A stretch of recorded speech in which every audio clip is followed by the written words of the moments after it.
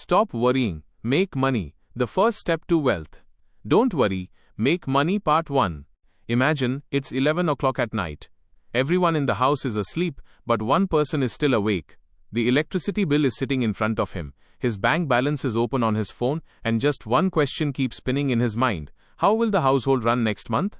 This is where the fear begins.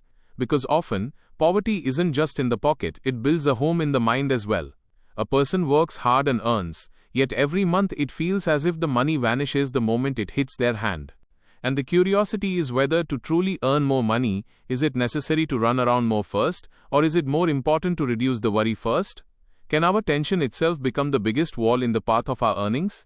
Richard Carlson's book Don't Worry, Make Money begins with this exact question. This book doesn't just share tricks to earn money, rather, it explains that before making money, a person has to understand the fear in their own mind. Richard Carlson was a psychotherapist and motivational speaker. He had observed stress and worry from very close quarters. People used to come to him who had jobs, families, and skills, but internally they remained broken all the time. His most famous book, Don't Sweat the Small Stuff, taught people around the world not to let small things become so big that they start controlling your entire life. In Don't Worry, Make Money, Richard applies this very point to the world of money. He says that successful people are not always the most educated, the luckiest, or those coming from the wealthiest families. Successful people look different because they don't stay anxious about money all the time. They possess a calm confidence. They view a problem not as a panic but as a puzzle. When a person stays in worry all the time, their mind goes into survival mode.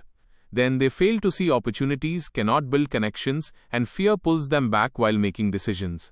You must have seen it too. When expenses rise at home, income falls short, or a sudden emergency hits, the mind stops being creative. It just looks for ways to survive. This is why Richard says that money starts with a mindset before a bank account.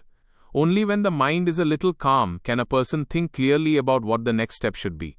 This doesn't mean you ignore the bills. This means that you shouldn't scare yourself so much looking at the bills that you can't even think of a solution. Many people think every month that when a little more money comes in, they will fix their life. But the truth is, fixing life often begins not with more money, but with a small and correct step. Richard Carlson explains an old saying beautifully. A journey of thousands of miles also begins with just one small step. This line sounds simple to hear, but in personal finance, this is the biggest truth. Because a person often doesn't even start. They think, right now I don't have big money, so how do I save? Right now I don't have time, so how do I learn a skill? Right now the situation isn't perfect, so how do I start a business? And years pass by in this exact wait. The perfect time never comes. Life remains a little messy, a little busy, and a little uncertain. If a person keeps thinking that all problems must end first before they start, they will probably never start at all. Because when one problem ends, another one shows up. Therefore, the first lesson of this book is very straightforward. The small step that is possible today is your real starting point. Instead of looking at the entire mountain of the future, look at just one step of the stairs today. Suppose a person wants to start saving. They think that when their salary increases, they will save. But by the time the salary increases, expenses also go up, habits also change, and saving still doesn't start. The second person starts with just 100 rupees. The amount is small, but the habit is big. They give this signal to their mind that, I am responsible for my future. The same point applies to skills as well. Someone says, I want to learn English but there is no time. Someone else reads for just 10 minutes every day. After 1 year, the lives of both look different. The real difference is not of talent, but of starting.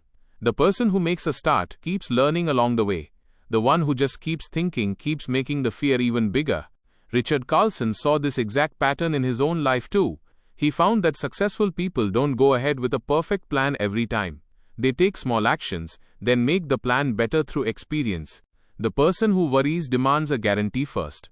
The person who takes action is ready to learn first. No one has a guarantee, but learning is found in every step.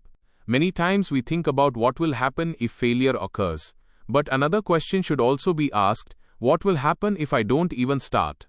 Failure can teach you something, but delay slowly eats away at your confidence. The more you postpone, the bigger and scarier the task begins to look. If you want to control your expenses, just do one thing today. If you can't manage the calculation for the whole month, no problem. Start writing down today's expenses. If you want extra income, don't make a full business plan today. First, write down which skill of yours can solve someone's problem. If you want to reduce debt, don't take the tension of clearing the entire loan today. First, decide which small extra payment can be made this month. These very small steps slowly build an identity. Then a person feels responsible, not helpless. And when the identity changes, the behavior also begins to change. Richard explains with an example that a financial journey sometimes starts with a very small amount. If someone saved just $10 40 years ago, it wasn't just about $10. The real point was that on that day, they said to themselves, I will give direction to my financial life. That very decision became a habit later on, the habit became a system, and the system created wealth. Money isn't made suddenly. Money is often made from a long chain of small decisions. Today's saving, tomorrow's discipline, the day after tomorrow's opportunity, and then the result visible after many years. From the outside, people only see the result. They feel that someone became successful all of a sudden. But in the inside story, small steps, small sacrifices, and small consistency are hidden. The same thing is true in a career too.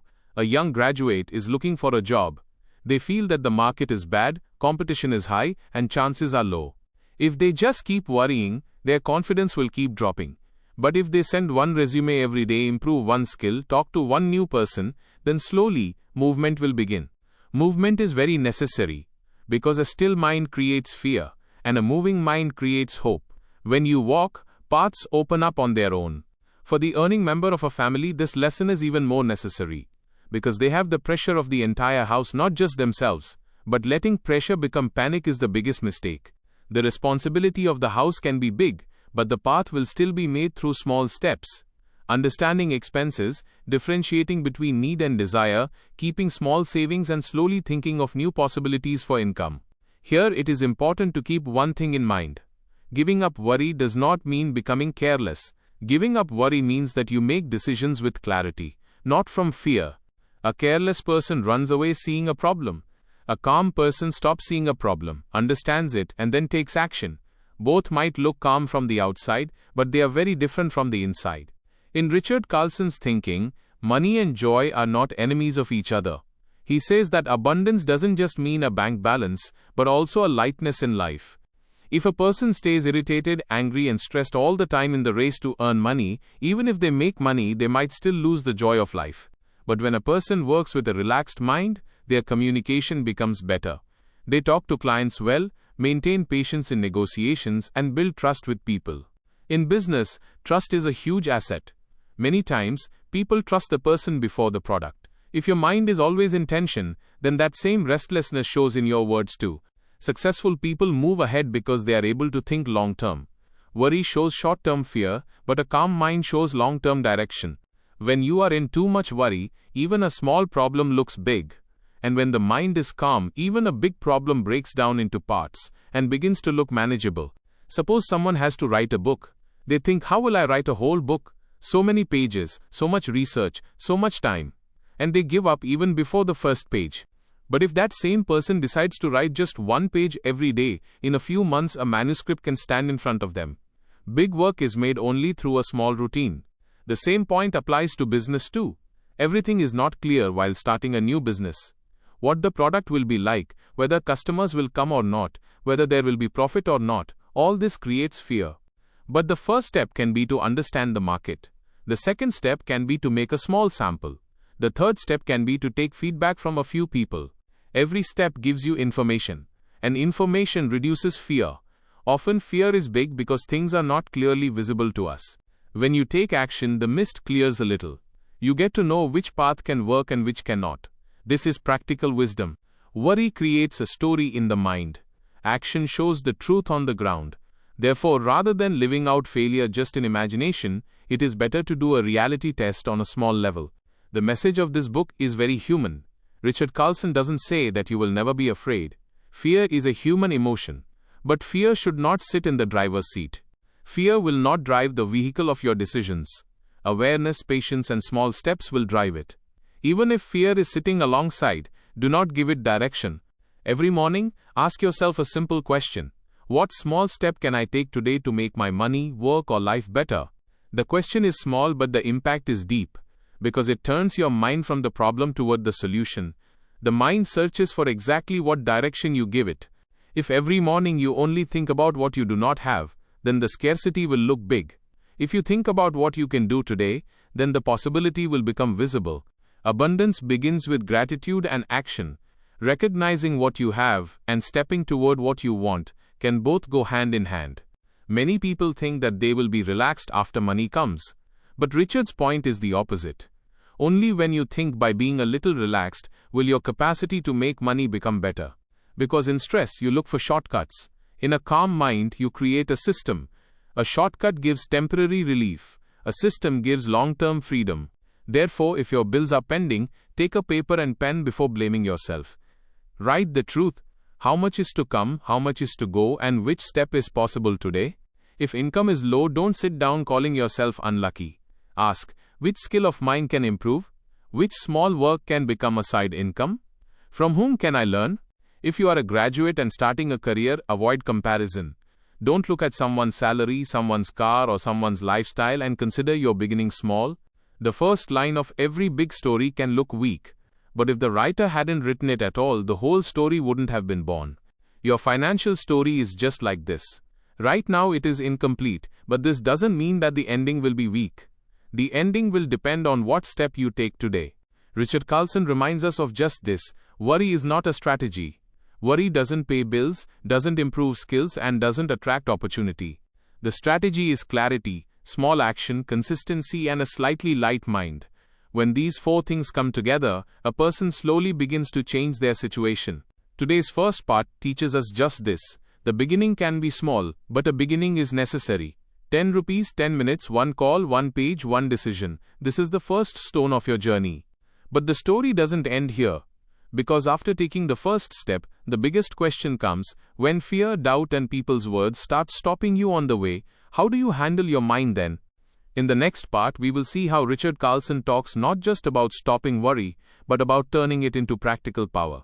And from here, the real connection between money, mindset, and enjoyment begins. If this video has taught you something new, or if you feel this information should reach more people, don't forget to like and share the video. Your small share can become valuable and useful information for someone else. If you have any questions related to this topic, or if you would like to share your opinion with us, be sure to write in the comment box. We read every question and suggestion from you, because your feedback inspires us to create better content.